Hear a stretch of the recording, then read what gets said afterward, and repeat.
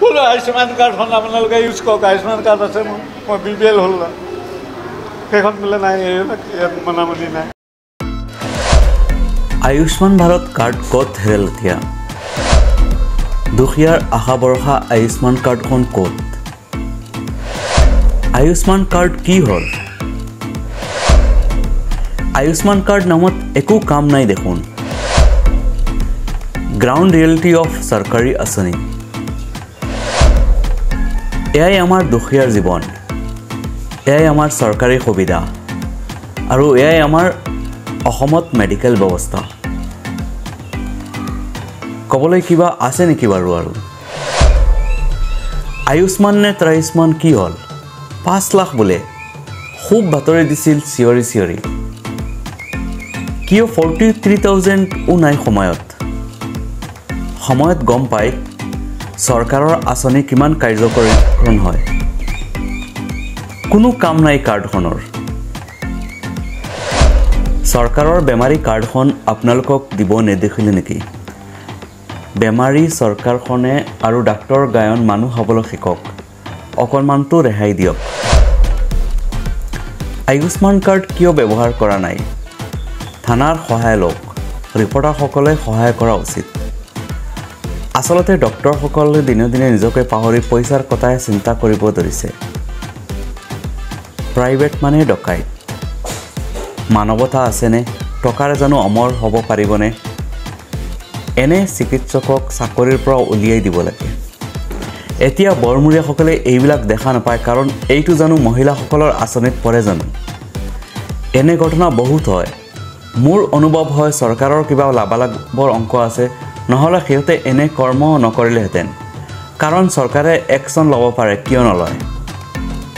মোৰ লগতো প্ৰায় এনেকুৱা এক কাণ্ড কৰিছে গুৱাহাটীৰ এখন হস্পিটেলে যোৱা ডিচেম্বৰ মাহত। মোক 6-7 ঘণ্টামান এনেই ICUত ভৰাই ৰাখিছিল বিলৰ কাৰণে।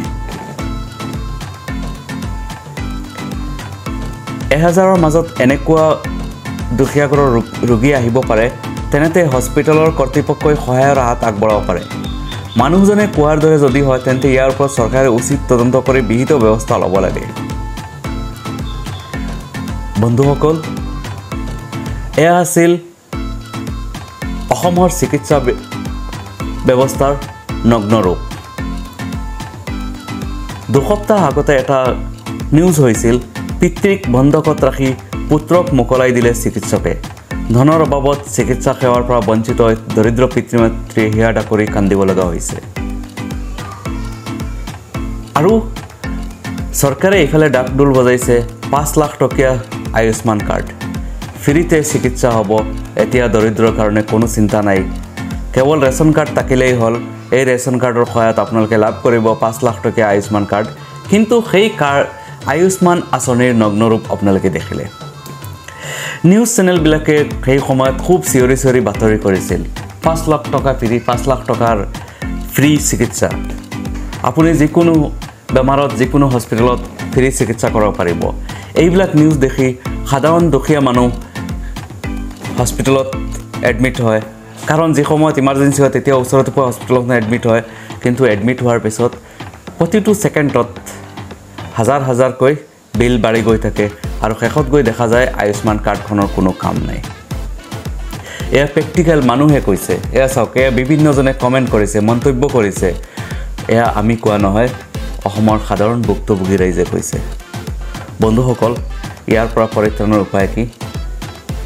আপোনালোক সকলোৱে এখনকৈ লেটাৰ লিখক অসমৰ মাননীয় মুখ্যমন্ত্ৰী মহোদয়লৈ। মই স্ক্ৰীণত মাননীয় মুখ্যমন্ত্ৰী মহোদয়ৰ ইমেইল এড্ৰেছ দি দিম। আপোনালোকে নিজৰ ভাষাত লিখক, এই আয়ুষ্মান কাৰ্ডখনৰ কোনো কাম নাই। হস্পিটেলত গ'লে মানুহৰ লগত কি হয়, কি অসুবিধা হয়, আপোনালোকে লিখি দিয়ক। প্ৰকৃত ৰিয়েলিটি কি সেইটো জনাই দিয়ক। এই কিছুমান নিউজ চেনেলে চিঞৰি চিঞৰি বাতৰি দিয়ে, সেইবিলাক হ'ল চৰকাৰী চেনেল। চৰকাৰৰ পৰা টকা লয় এইবিলাক বাতৰি দিবলৈ।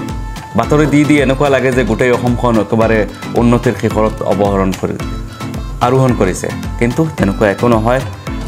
বহুতো এতিয়াও দুখীয়া মানুহৰ যি সময়ত চিকিৎসা সেৱা সম্পূৰ্ণ ফ্ৰী হ'ব লাগিছিল কাৰণ বিপদ কেতিয়া কাৰ কেনেকৈ আহে কোনেও ক'ব নোৱাৰে সেই সময়তে সেই কাৰ্ডখনে কোনো কাম নিদিয়ে তেতিয়াহ'লে এনেকুৱা কাৰ্ডৰ কিয় প্ৰয়োজন আপোনালোকে ভিডিঅ'টো শ্বেয়াৰ কৰিব ইমানেই শ্বেয়াৰ কৰিব যাতে অসমৰ সকলো মানুহে এই বিষয়ে অৱগত হয় ধন্যবাদ